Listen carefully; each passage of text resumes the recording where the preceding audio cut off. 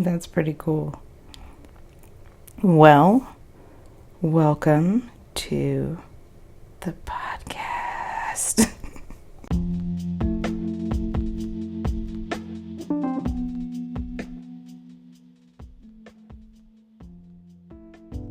Okay. Hi, everybody.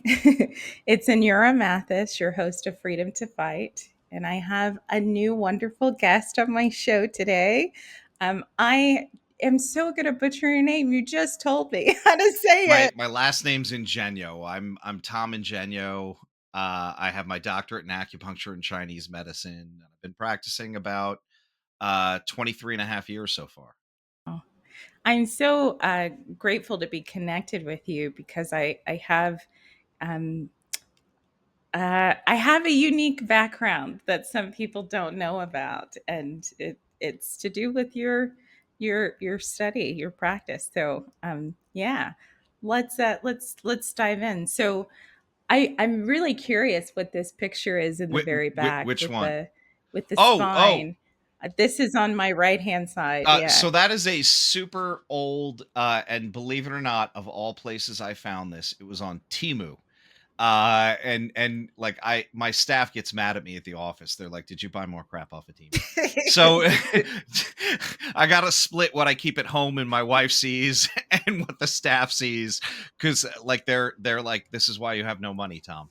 But this is a Taoist depiction of, like, they call this the microcosmos, right? So this is the idea that in Taoism, right? So in Europe, the alchemists were trying to turn lead into gold, but Taoists alchemy was attempting to make you immortal, right? And immortal doesn't mean this like you can't be killed or you live, until the earth blows up or something crazy like this, but you live a long time. Your spirit goes on even after your body goes away. And what this does is it breaks down the different aspects of the body. And I've never seen one go into this detail. But I also have to fact check it too, because this is super esoteric. It's clearly not something, a culture I was born into. I've read a lot about it. It's not even at the, like, this is further than the level we would ever even discuss in acupuncture, but it breaks down the different aspects of the body into various different parts of the earth, and in another state, kind of the universe, right? So Yeah. where we digest, that's where the granary is, and we have these precious substances that we can help circulate to keep us alive forever in a place called, like, I don't know if you can see it. Let me see if I can point to it here in the belly button.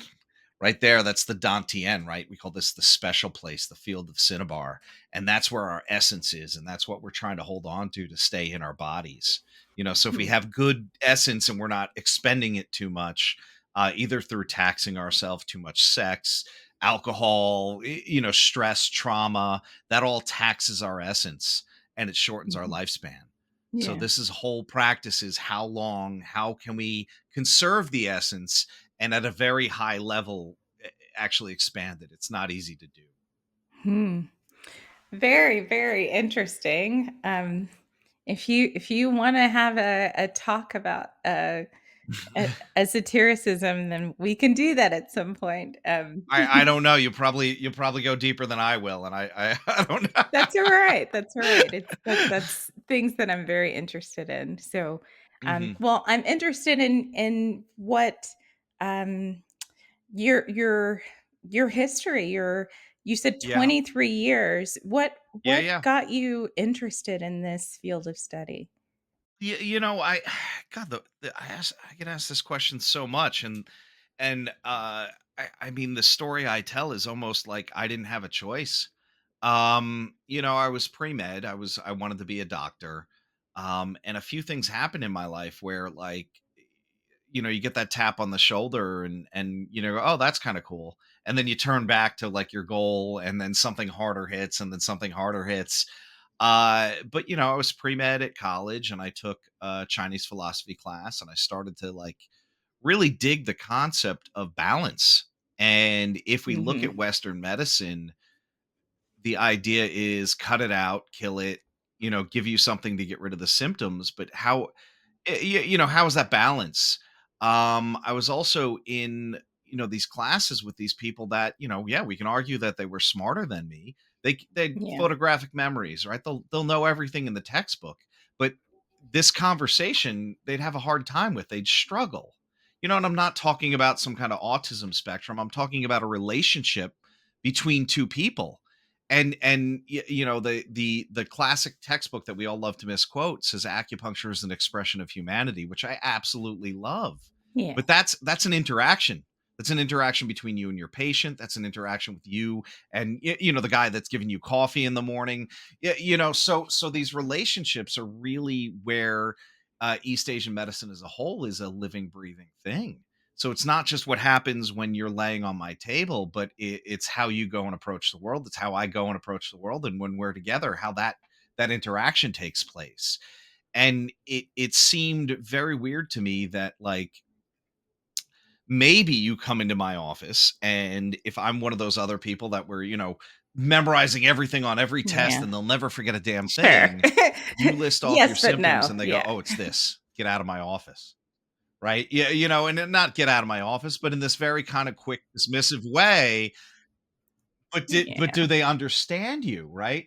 And I know with your Yeah. background in mental health, right? This is one of the most important things. Am I being understood by the person that is listening to my problems? Right? So I absolutely loved that. And I also had a dean at my school who said something, we were doing grand rounds with him, and one day he goes, "All right, we'll step out." He tells the patient, "We'll be right back."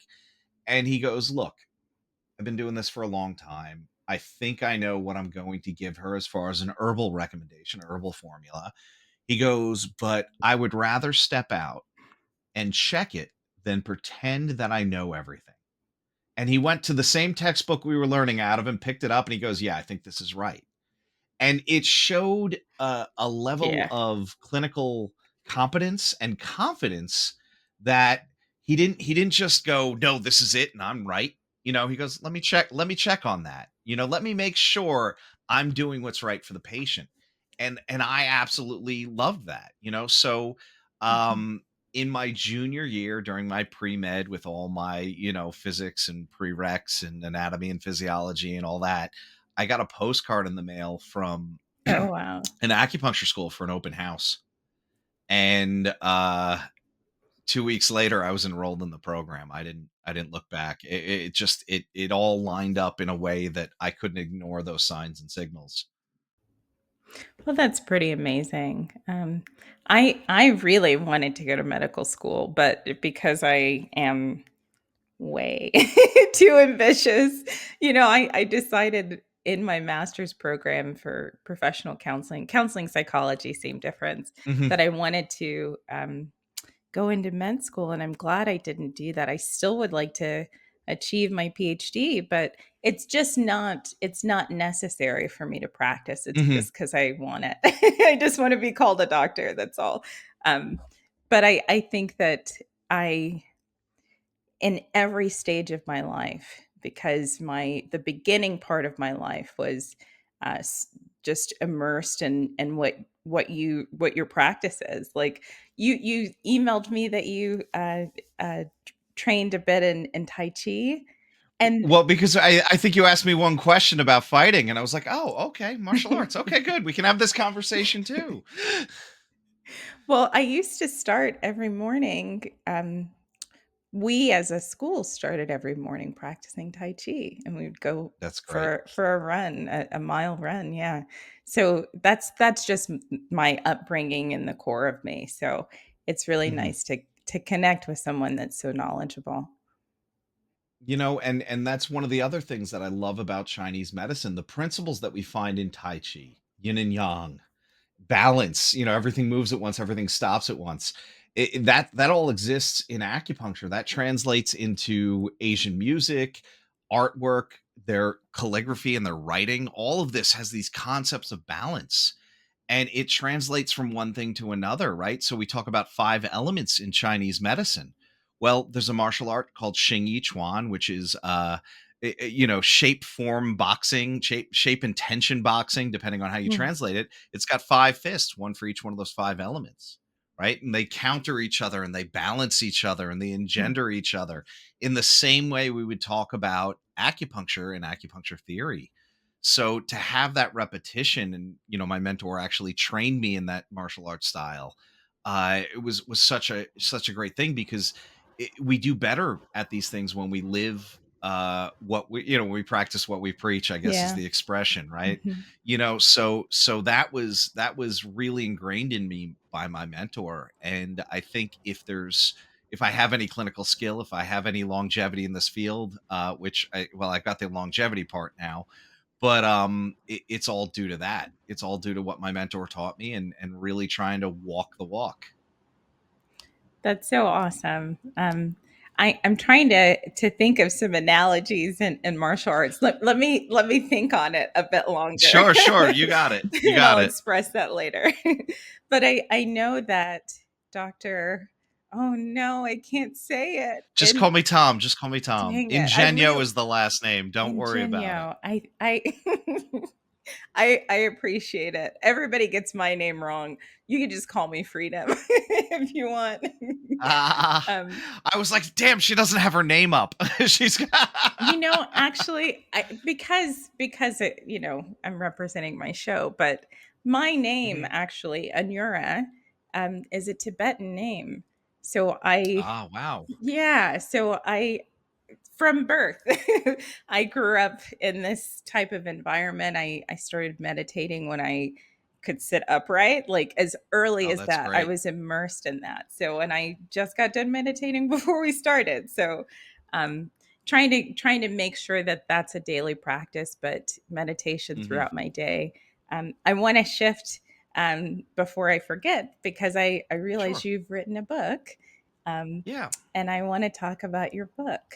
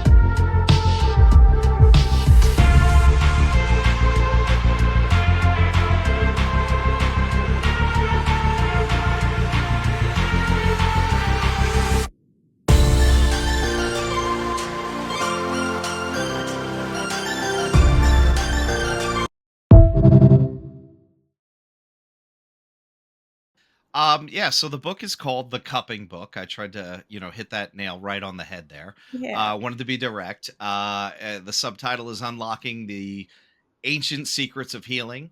But cupping therapy is something that it has become popular, and since 2016 with Michael Phelps at the Olympics. So there's perfectly circular bruises, but it's been in American culture for a long time. I mean, Gwyneth Paltrow did something with it in 2006. She showed up to a red carpet event in a backless dress with all these weird circles all over her back. And Interesting. uh, going back even further, though, cupping is part of Tibetan medicine, it's part of Chinese medicine. It isn't even from Asia. We think it's from the Middle East or Egypt or Hmm. ancient Greece or Persia. The oldest texts we should I say, that hasn't been destroyed or that we've uncovered and translated, is the Ebers Papyrus in ancient Egypt, which is about 1515 BC. And this technique traveled all over the planet. So one of the things I like about this is it's our medicine collectively as people, right? It doesn't belong to one culture, one custom, one area. And it was freely given and exchanged when people were trading goods and Hmm. and knowledge. And it was traditionally done in households. So it was before you went to see, your local village healer or your doctor or whatever, whatever you want to, the title is. Um, and when I was teaching in New York at one acupuncture school, it had a huge international population of students. Uh, didn't matter where that person was from. Grandma used to do it. Grandma used to do it, and plenty of people that were in the program from New York were actually saying that too. And it had a slight variation based on the culture it was in, but at the end of the day, it was about creating a suction with some kind of jar or cup, and getting that to adhere to the body and increasing circulation under that area of the cup. And now with modern tools, we don't even need to use fire to create that vacuum. We can use silicone cups and squeeze out the air. There's pumps that suck the air out. There's a whole bunch of various ways that have made it even safer because we can remove fire.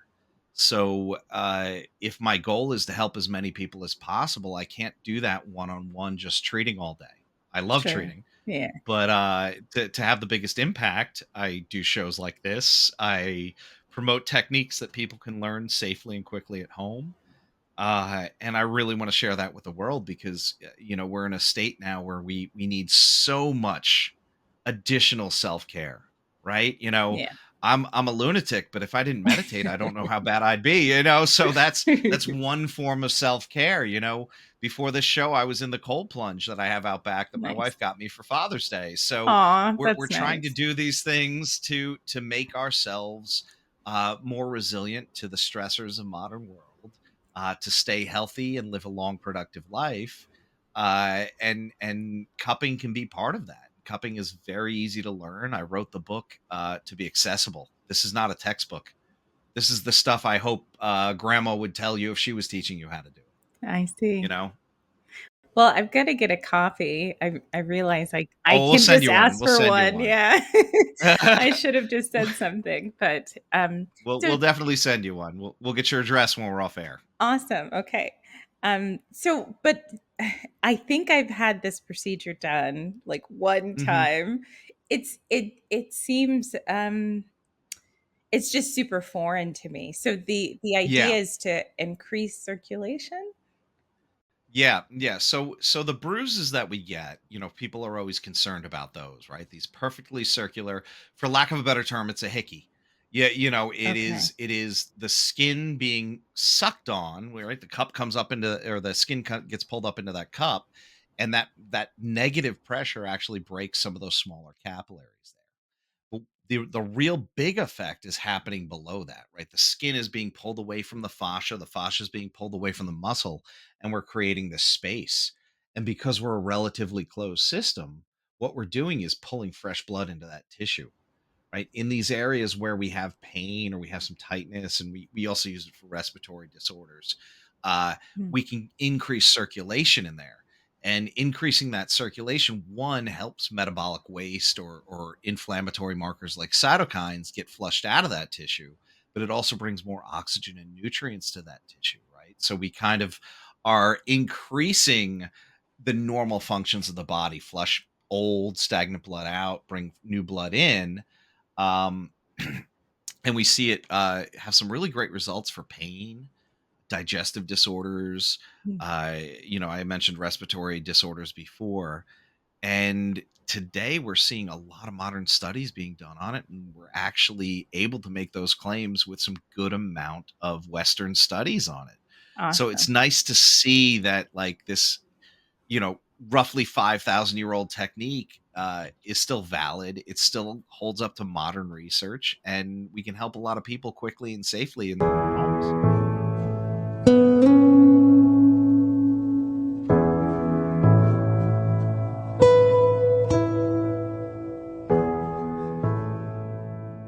That's so awesome. I've gotta read this book, and I've gotta maybe, add this practice to all of the other things that I do. I think I just went to my massage therapist and got that Hmm. done. Hmm. So I was heavily training in martial arts, and I kept injuring myself because I didn't give myself enough time to recover. I just was so immersed in it, and it was helpful, but it did freak me out, the bruises, so, I didn't Yeah. do it again.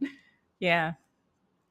Yeah. I had somebody that came in to do it once. And in general, I used to say, and I was incorrect with this. I used to say the darker the skin, you're not going to see the bruise as much. And Mm. this woman was from South America, and she was very dark skinned, and I did the bruises, and it looked, oh my god, it looked like we beat her. Uh, No, and she was that's coming in with some awful. really, but like she was coming in with some really horrible neck and shoulder pain. And fortunately, I had a long term patient sitting out in the waiting area, and I'd walked in the back, and she goes, "Has he ever done that to you?" And the patient said, without a missing a beat, said, "Oh my god, it looks so horrible, but trust me, you're gonna feel amazing." She called me the next day and set up a standing appointment for every 4 weeks for the Mm. rest of that year. She Wow. goes, "Can I come in on this third?" And she goes, by that evening, I had no more shoulder pain, and I've been suffering for Wow. weeks. So it's, and that's not, what's the disclaimer that we always see in the commercial? Individual results may vary or something Yeah. like that. That's not everybody, Sure. but it is for those stubborn cases that are not like life threatening, right? Hey, this is slowing me down, but it's clearly not something else going on, Mhm. right? It's just muscle tightness. This is a great adjunct therapy to add in there, right? Always default if you think something's going on to a licensed healthcare provider, but in this case, you can do a lot at home to help yourself or help your family and friends. And that's really why I wrote the book. Mm. Just trying to help people. Yeah. So is there a recommended frequency? Like how often should be you, or does that vary person to person? A little bit of both, right? So we don't want to cup the same area that's still kind of dark. Sometimes the bruises come up, sometimes they don't. If you look online, you'll see charts and they'll say, "Oh, it means this, it means that." But there's a bunch of things that could be going on. If the cupping mark is dark, we don't want to put another cup over it. That doesn't mean you can't cup nearby. But normally I would give it about a week in between. Some people Okay. bruise and the bruise lasts longer, and some people bruise and it's gone in a day or two. So we want to take that into consideration too. If the area is clean and looks good to go, you can probably cup again. If the bruises are there, choose some other spots and see how it goes. Yeah. Okay. Well, I've got to look more into it because I have shoulder and back and neck Yeah, yeah. pain and all of that, which I know I need to focus more on strength training as well. But I that Mhm. also deters me because then I'll enter the same area that already has pain, and it's like Yeah. this merry-go-round. So I need Yeah, to find and some breaking that solutions. cycle is important. Oops. Yeah. Yeah, for sure. Well, I'm going to shift over into talking about martial arts. Um, I have been training for a couple of years, but I'm not training consistently. And I'm trying to reintroduce that into my life in the healthiest way possible. But I might be moving soon. So Yeah. I'm just kind of looking at all the factors. I started this podcast because I realized that martial arts does help heal trauma. That's what science literature Absolutely. says. Um, I've reaped so many benefits from my training, and um, it gave me the confidence that I needed to start something like this. I'm a very introverted person. It still like takes a little bit of motivation to keep putting myself in the public eye, but I know that my message is important, and there are other people that can benefit from this. So that's why I started the show. But let me Mm. ask you, how do you think arts affects our mental health? In what way? Oh, wow. I so I think one thing I want to do is like remove that like I'm a pretty big guy, but I'm not that tough guy alpha male thing. I want to remove that from martial arts Okay. altogether if we could, and sure there'll be a bunch of dudes that want to take a piece of me because I said that, but really there's so many benefits. The ability to be calmer under stress, right? It kind of resets that panic point for us. Why? Mhm. Because when we're training, we're doing partner drills, people are throwing stuff at us, and we have to learn how to respond and be calm in that moment, right? Yeah. Don't tense up, don't flail. right? So we're kind of working with that tolerance level of that fight or flight system, right? Can we keep that sympathetic nervous system under control more? Yeah. Then there's the focus, right? How do I move in the way that the instructor just told me? Yeah. How do I move to make this form look right? How do I move to get this technique properly? And that takes that's what are they we're kind of like polishing the diamond there, right? It takes a long time. We got to keep doing it again and again and again. We develop muscle memory, right? We're playing with our neuroplasticity. When we move our body, we change our brain, right? Mhm. So there's so many things. The focus and like with Tai Chi, we call that a moving meditation. So we're getting those Yeah. aspects of the meditation as well, and that can happen in other quote unquote faster martial arts as well, where we're programming ourselves to behave and pattern a certain way, Mhm. and that gives us resilience. That gives us a good cardiovascular workout, which like helps us with all our neurotransmitters, our serotonin and dopamine levels, right? And even with that, right, you're building a community if you're training at a school, right? These are the people that you sweat with. These are the people that you go through things with, hard things, Yeah. and that bonds us to them, right? It's I kind of miss that. It's been a while since I've trained with a group, Yeah. and I do miss that quite a bit. You and me both. I have done a few trial classes at a few different gyms just to make sure it's the right fit, but I'm too busy. I have not Yeah. been able to integrate this back into my life, but I've found great benefits, being able to overcome some of my challenges in a group, in a Hmm. class typically full of men. There might be 1 or 2 women there, but Yeah. so I train in Brazilian Jiu-Jitsu, Muay Thai, and Okay. wrestling. All right. So these are combat. Wow. Right, right. These You're are you're, you're MMA. basically an MMA fighter. I would not go that far to say that. I know that I'm in a different category, but I should not be fighting, professionally yet. Um Yeah. I had my mentor refer to me as a martial artist once, and I'm like, I'm horrible at this, right? And he's like, yeah, but you're training. That's all that matters, that you're training. Yeah, and when we're asked with this question, which is like, which is the best martial art, the answer by like the people that really know what they're talking about is the one you're training, right? It's less about the system than are you training it earnestly? Are you training it with the right intentions? Yeah, So the fact that you're training several different things and rounding things out, that's great. You're doing what's right for you. yeah.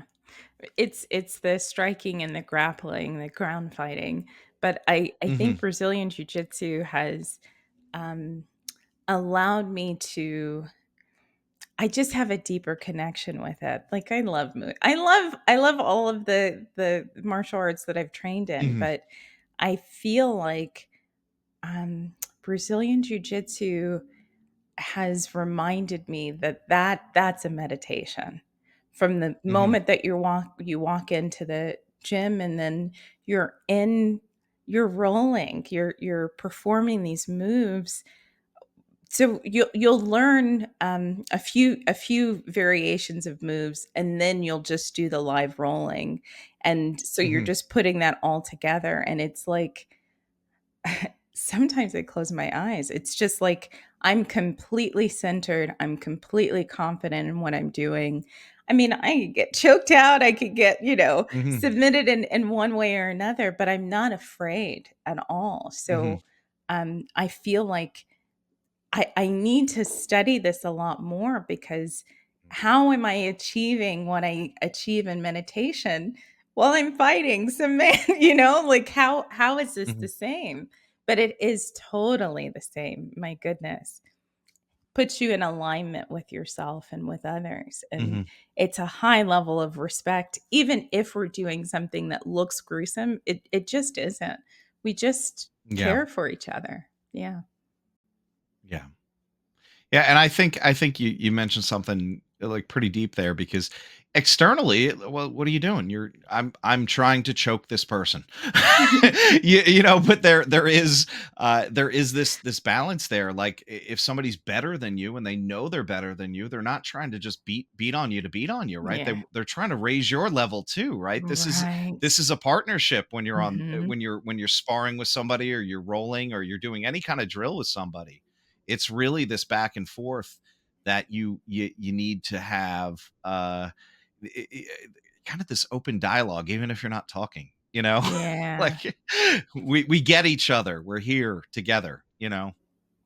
It's really beautiful, and I'll say that it's helped me achieve 2 major, feats in my life. I survived a lot of abusive relationships, Mm, and, the last abusive relationship I was in, several years ago turned physical. All of my other mhm. relationships really Sorry to hear weren't that. physical.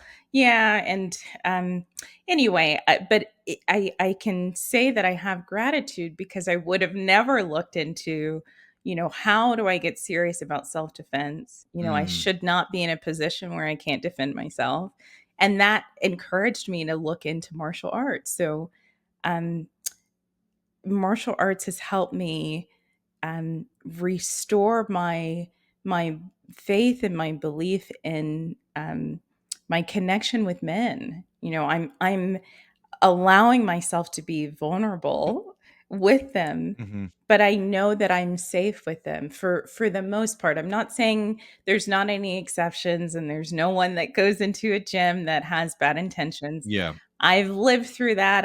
I sustained a very serious concussion, and yeah, Oh, I'm I've sorry to hear recovered that. from that. I appreciate it. But so not everybody is perfect, but the majority of the time I do feel safe with the men there. I do feel encouraged by them. I've even gotten compliments like, "How did you do that?" Like, because we're made up of different things. Our skill level is different. I'm a woman, they're a man. We're different. Yeah. Um, and so we're learning from each other. And it just is exactly what I needed to heal that relationship with men.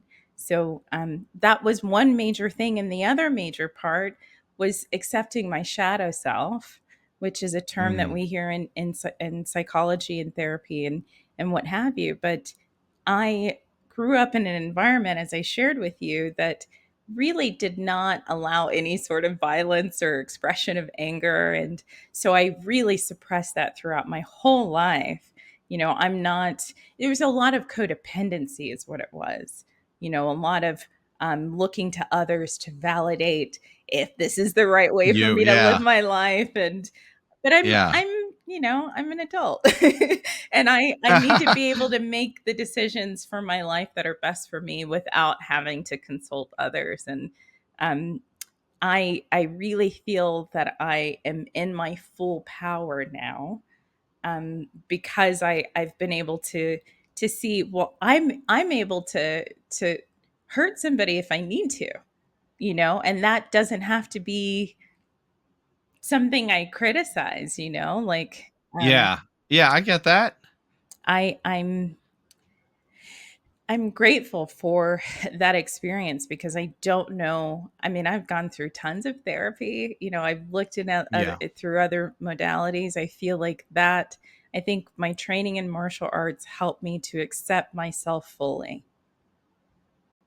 I think that's such a great thing, because there isn't, as much as we love our chosen professions, right? It isn't one size fits all. It doesn't work for everybody, right? We always have to look at what's best for us, and when we do things where we're,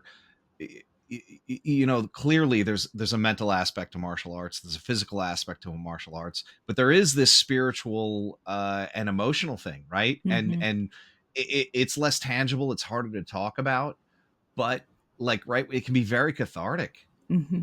right? And going through the training, and practicing and rolling with people and doing all these things that are difficult, it forges something. And it really, like, I that's I'm so glad that you got that out of this. You were able to find some healing. Yeah. That's great. I wasn't expecting it. I know Yeah, that yeah. this, I know science says it, but that it's not, it's not, that's typically in general, this is effective for people. It's not always specific to Yeah. a Black person or a woman or, somebody Mhm, that's in a mhm. different category. You mean It's just, everybody that we don't study in those studies? right. You're not a college-age white male? No? No? No, I'm not.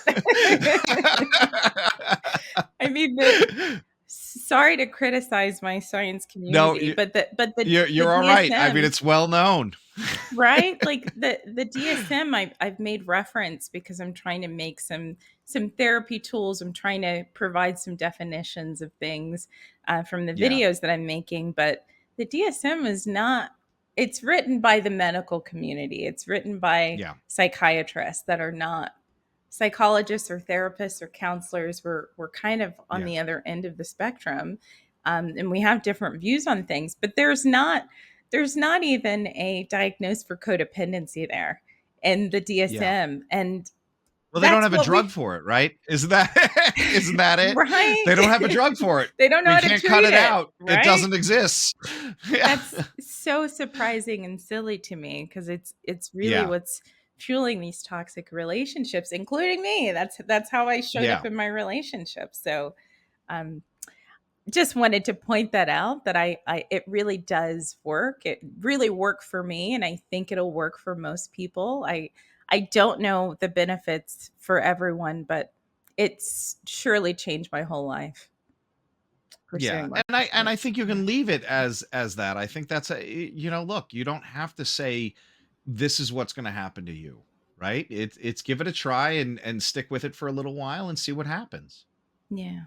And certain people, yeah, they don't want to train or they don't like what they're doing. That's fine. But if you find value in it, why wouldn't you do it? You know? Yeah. It's important to scope things out, like not every martial arts gym is going to be inviting and safe, and take a trial, get to know the people there and how they flow, and just make sure it's the right fit for you. But I think that most people will find benefit. Yeah. Yeah, and I think that's good advice too. I mean, there's so many resources online. Like maybe you like certain concepts, you can check out different martial arts online and then see what's in your area and look at their Hmm. reviews and go in, do some trial stuff. I don't know a school that doesn't have a couple of trial classes or a For sure. visitors week or something that you can Yeah. poke your head in and see what it's all about. And if you're looking for a certain thing and they're not offering it, well, that's okay. I don't think the good schools are not going to care, right? They're going to go, okay, you're not Yeah. for us. Okay, that makes sense. The same thing for my therapy practice. I Yeah. I remotely see clients, but I'm not for everybody. Hmm. Just because some of my clients have found a great deal of benefit, it doesn't mean that everybody will. I'm not everybody's therapist, Yeah. but yeah, do your research, try it out. If I have a client that is not getting the benefit um, that they're seeking in therapy, I'm not going to just keep seeing them. I Yeah. think that that's unethical. Unethical, So definitely. I Yeah. I will find, I will help you find somebody to my best ability that would be a better fit. Because I'm not, I don't have that ego problem. I don't have all the answers. I'm still learning things. I'm still a human being. So same concept applies in therapy. Hmm. Yeah. I should ask you, Tom. Yeah, yeah. I almost said your last Don't worry in about it. in Ingegno. Ingegno. Okay, Ingegno. Oh, I was very close. Have you ever been to therapy before? Look, I've got a laundry list of providers that I see. Yeah, yeah. Well, yeah, I think this is for me, and it's funny. One therapist that I've been seeing for a while now, he goes, "Hey, you're doing pretty good. What do you feel about a schedule?" And I mean, he was saying I can discharge you, and I said, "You know what? I really like our talks, even if nothing's going on. Can I keep it once a month, once every 2 months. And he goes, yeah, that sounds good to me. And part of the reason is, look, I hang up the phone with him, and something blows up in my life, or I hang up the phone with him, and I'm Yeah. good for a couple of weeks, and then it's like, oh God, this came up. And I think we were saying it, or I was saying at the beginning, like there's a lot going on in the world today that, requires a lot of processing, and we don't seem to have that time. And it's hard to work things out. And sure, talking to your friends is great, but God, I some of my friends are idiots. Like I shouldn't take their advice. I'll end up like them. Yeah, I'm joking. But yeah, but like it's good to bounce it off somebody that has been trained, that is not trying to judge you, that is trying to help you navigate it rather than direct you. So yeah, I mean, Mhm. I don't. It's so funny. I'm a late Gen Xer, so I'm actually called a Zennial, but like Gen Xers never talked about their shit, right? And that's kind of sad. Yeah. So when millennials came along and they're like, oh God, guess what my therapist said? At first, people like me were going, oh, harden up, but really, Yeah. you need to have a sounding board. You need to have somebody to go, no, I understand why you're acting that way. And here's how maybe you can make a better choice, or here's how you can reframe this problem. And those are things that sometimes I have a friend, and I tried to find the person who he got the quote from, and I can't find it. But he always says his name's Joe McClinsky. He's a international bestseller of several books. But he would always say, you can't read the label of the jar that you're inside, right? So we see ourselves, right? We're going through something, we're having a hard time with it. And sometimes that solution is like right in front of our face, but it's facing the other way. So we need Yeah. somebody else to read us that label and let us know what's going on. And he uses that Yeah. analogy a little bit differently, but I think it applies there, right? Sometimes we need that For sure. objective third person to say, okay, I see how you're interpreting it as this way. I see how you're having this emotional response to it. How about we reframe this? How about you look at it like this? Does this sit better with you? And not, once again, not forcing their opinions on you, but allowing you that space to kind of process something that you normally wouldn't be able to do on your Yeah. Yeah, I like to consider myself as an own. advisor, honestly. I mean, some people say therapists don't give advice. We totally give advice. Uh-huh. That's what some people are seeking. But I think you said it exactly right, is we're a sounding Mhm. board. That's what we're supposed to be. We're still human beings, and therapists need to be vetted as well. Yeah. But I do think that it's an essential part of our lives. And I'm not currently seeing a therapist, but I kind of use it as, if something comes up in my life, not me being in crisis, but if I realize that something might be dysfunctional, or Yeah. there might be a reoccurring problem or something, like I can't just go talk to anybody about it, because yeah, like you were saying, some of your friends might not be handling that the right way, so they won't have the best No. perspective on it. So you know friends are separate than mental health professionals. Absolutely. And it's not that you can't tell your friends what's going on, but just remember, they haven't necessarily been trained. They haven't Yeah. and they may be biased because you're their friend, right? So they may not be giving you a real take on what's happening. Yeah. Yeah, for sure. um well, uh I'm at the end of my questions, That's but all i right. want to i want to keep chatting before I ask my final question. Okay. All right. I should ask you, do you have any questions for me before I Oh my transition? god. So I know, and you said it on the show, so I don't think I'm smelling the beans here. Where are you looking to relocate? And yeah, I Oh know you said further no. south. Or should I not ask I that? really truly don't know. It's Okay. okay to ask. It's not. I really wasn't expecting to need to relocate. I Uh-huh. just noticed that I've talked about it on this show. I've Okay. shared last summer I was being harassed by some people. I was being followed. I'm in a community where I'm, not being accepted, and it's not apparent that it's any other reason besides the color of my skin. Yeah. There's maybe two other black people here and they're like, "See, there's other black people here." Like it's That's that yeah. kind of mentality. Well, you can come to Baltimore. Okay. I think we're 63% African American in the city. That's awesome. And I really like God, I intentionally moved down here. And some of it was not God, it always sounds weird when white guys are trying to sound enlightened or woke or any of that. But really, it was part of trying to overcome some of my own biases, right? Because we all have them, whether or not we want them. And what I'm hoping for is to be able to use my intellect to kind of deprogram them, right? Because they're Mhm. societal. Like sometimes these things people say, and Right. you're like, God, that was so biased, so racist, and the person's like, what do you mean? It's like I love the no, you clearly don't if you're saying that or thinking like that. And it's a challenge, Yeah. it's a challenge, and it's certainly I'm not there yet, but I think we're starting to see, and maybe coastal cities where people are trying to do that more.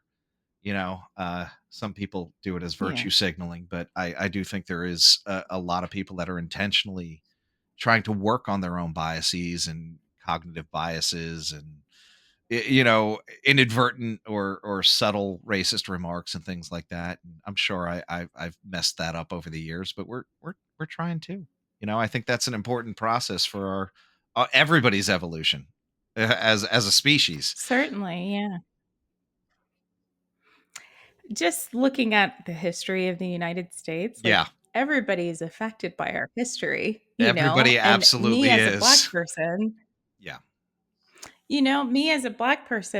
I have to ensure that I'm not playing into that dynamic because if people are afraid of me, I mean, if it's coming out as anger, that's one, but the core of it is fear. absolutely. Like Yeah, if people are afraid of me, I don't have to respond in a nature that is outside of my character. Like yeah, I really don't have to have any. I said respond, I meant react. I yeah, don't have to react. I don't have to allow myself to be triggered. And even if I am, I still can think about, well, is this something worth yeah, getting upset over when it's just truly someone's ignorance, yeah, So it's just unfortunate that yes, every state in this yeah. country is struggling through that whole process of Absolutely. becoming, less racist, I Absolutely. guess. But Well, and I think it's not even just this country. I think it's global. But you made a brilliant statement oh, of there course. that refers to the need for that martial arts training and meditation. Right? Do I need to Hmm. react? Do I need to respond? Right? And Yeah. that's one of those things at martial arts. Is this a real threat or isn't? And I think that's Right. like, okay, no, this is just somebody blowing stuff off, and they're gonna walk away from me. This is not a real issue, right? And being calm Yeah. in that headspace, so we don't Hmm. so we don't immediately react inappropriately or over respond. Yeah. I'm trying to tie it together for us. No, no, you did a wonderful job. It's it's a reoccurring pattern in Yeah, my environments, and it's hard for me to say it's any other reason. Like I've lived from the top of the Front Range, yeah, the Denver area, like maybe an hour and a half north of that to just right outside of Denver to the other side of the state yeah, in Grand Junction, the border of Utah. Like it's everywhere. And I think that every state is handling this issue differently. differently. Yeah, And the state of Colorado is not doing a good job. It's just not. It's trying to, create programs and we don't tolerate that. But underneath it all, the truth of it all is there's been a great deal of of a cult mentality Yeah. that's just strong here, and it's being expressed more because everybody is under so much Yeah. stress. Yeah. There's all of these changes. Our weather is changing. There's more fires. There's more shoot. The state of the world is in chaos, Yeah. and people here are not handling that well. No. And Yeah. and it's easy to scapegoat something else, isn't it, right? Rather than actually looking at the Hmm. problem or even admitting that you might be part of it, right? Like, "Oh, wait a Yeah. minute. It's my thoughts that are causing No, it can't be. What do you mean? Not If me. those guys just over there did this." Yeah. No, no, it's much more nuanced. It's much more, complicated than that, right? There isn't one thread to unravel the whole sweater, right? No, it's not. I have to be really careful because Yeah, there's so much of it here. I have to be really careful to not get sucked into it. I yeah. have before, just like living my life, being on defense, and just Yeah. I'm not here to fight. Well, I guess I am, in a martial arts yeah, yeah. way, in a safety way, but But even not then, not right? fighting racism. Going somewhere else is sometimes the best decision, right? Oh, we're not gonna square Yeah. off. I'm just gonna go. Why? Not worth it. Knowing that too is a pretty important thing as well, right? And look, this Yeah. fight will happen at some point when that critical mass is there, when we reach that amount of God, I don't even know what awareness, Mhm. self-actualization, but today might not be the day. Yeah. I hope it comes I soon. just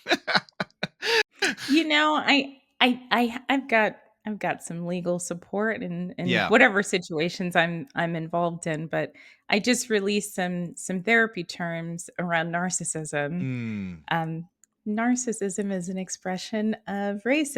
They're intertwined. Yeah. A narcissistic person needs to be in control. They need to abuse their power because they believe that there are people that are under them. It's the same thing Yeah. with racism. Yeah. Um, but there are techniques you can use, if you're in that environment. One is called gray rocking. It's just generally just like not giving any sort of reaction, just short answers, not engaging. And Dr. Romani is a clinical psychologist. She's a narcissism expert. She's Mm. helped me throughout my, oh my goodness, for, probably the past 10 years of Yeah. my life, and personal relationships, and being able to teach my clients this material. She came up with the deep technique. The deep technique stands for don't defend, don't engage, don't explain, don't personalize. These are techniques you can use when you're in a situation with a narcissist.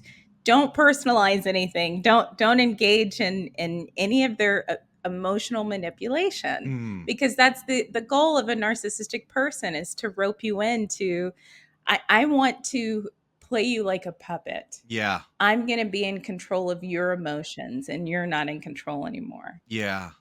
Yeah. Yeah, I think it's so important to learn that stuff because you'll see, and maybe they're not clinically diagnosed as a narcissist or something like that, but every once in a while you feel like you're like, am I being taken advantage of here? And you might ask somebody, it was like, Yeah. that was that an uncomfortable exchange? Yes. Why would they ask you that? Why would they, clearly they're trying to gain some Right. power struggle, Mhm. right? And it's like, there's no power struggle. We were just having a conversation, and now all of a sudden I feel like you were trying to get one over on me, and there's no Yeah. gain. Ah, such a weird thing. I'm gonna have to try gray rocking somebody. Yeah, yeah, it's super effective, let me tell you. And I'll say this last thing before I ask my final Sure, sure, question. sure, sure. That probably the biggest benefit for me, being an introverted person, Hmm. the biggest benefit for me in training in martial arts is it helped me strengthen my intuition. It helped Mm, me to trust my intuition, okay. because being involved in abusive relationships, any abusive person is a narcissistic person. Yeah. may not have the clinical diagnosis of narcissistic personality disorder, but they're trying to manipulate you or control you in some Mhm. way. In those relationships, you lose your connection to your intuition because they're Mm. utilizing these techniques. This gaslighting is one of those Yeah. techniques. Is trying to deny someone's reality. You are inevitably going to be affected by that. The strongest person, the person that is fully aware of themselves and connected with themselves, will still walk out of those relationships with bruises, Yeah. emotional bruises. So that's what I've been able to restore through martial arts and meditation and my other practices, is reconnecting myself to my intuition, trusting my intuition. I think that's so important. I mean, Yeah. that little voice in our head that's kind of letting us know we're going in the right direction. When that's silenced, God, you're kind of lost at sea, aren't you? Yeah. And without your intuition, I mean, I don't know. I don't know how you survive any crisis. I don't know how you Yeah. get through life not being able to trust yourself. Yeah. Yeah. Yeah. Yeah. Okay, doctor. I Tom. feel like you're about to like drop this like like all right, gloves are coming off now. you know. That's funny. I really love this question, and Yeah. people respond positively to it. Okay. So All right, let's the name go. of my show is, yeah, yeah. The name of my show is Freedom to Fight. Yeah. I love the word freedom. So my final question is, what does freedom mean to you? Oh God. That is a rough one, huh? Right? Because it's not there's a God, there's a John Prine song that was an anti-war song, and it was called "Your Flag Decal Won't Get You into Heaven Anymore." And it's literally Mm, about that. And I think people have this, they kind of they kind of like interpret the word freedom into some kind of like symbol or some like, oh, we live in this country so we have it. But like I really think that freedom is being able to live the way you want to, with the caveat of you're not going to hurt other people in that process, right? yeah, And to be able to live in a community where you can do and say things that are of value and respected, and have people around you that are mutually supporting you. Now I'm gonna get called a commie, but who cares? I really, I think that freedom is not just dependent on, can I do everything in my life the way I want to, but can the other people around me also enjoy that, right? Because if it's not universal, then it's just a privilege, right? It's just another privilege. yeah, If everybody yeah. doesn't have the same access to voting, if everybody doesn't have the same access to food, healthcare, we can pick any system. Unless we all share it Mhm. equally, then it's not true freedom, it's privilege, right? So Yeah, and maybe I'm not giving such an answer rather than just defining it, but really you are. it is, I want everyone on the planet to be able to have the same opportunities and abilities. Everybody's ability is different, but that equity within that. Are their needs met Yeah. for them specifically, and can they live the life that they choose given the hand that they're dealt, right? You can't, not everybody, like, look, let's say I want to be a concert pianist. I'm not going to put in the work. Two, I don't have the innate abilities. But within that, if I wanted to go study piano, yeah, I could, right? I have that freedom. But does everybody? Maybe not, Freedom. Mhm. Right. Yeah. That's a beautiful answer, and I'm gonna piggyback on that. Ah, go ahead. I'm gonna take your answer as my own because I've answered this question for guests before, Mhm. but I'm that's my answer too. Yeah. I want everybody to live freely, not just Yeah. me. Yeah. Yeah. And that doesn't look, I don't think that looks like one thing, right? And I think that's the hard part when we're Mhm. talking especially about such an abstract concept.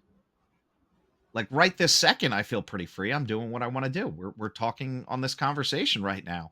After this, I got to go do some Yeah. dishes. Am I free then? Well, I don't know. That's more of a philosophical debate. Yeah. Everybody should have access to a Yeah. dishwasher because the times in my life that I haven't had a working Yeah. dishwasher were the hardest times. My God. Even though I enjoy washing Uh-huh. dishes, I enjoy doing chores, but when you don't have Yeah. it, you really feel it. Yeah. So, well, beautiful Oh, answer, thank you. beautiful Yeah, this was so much conversation. fun. Thank you so much for coming on my show. It would be wonderful to meet you in Well, person. if you're ever in Maryland, look me up. I'm not hiding. We're all over Okay. the internet. I've I've got some friends over Yeah. there too, so maybe I can connect you with my Oh, that'd be friends, great. but, Yeah. yeah, okay. Well, that's it. Yeah, I'm gonna end here.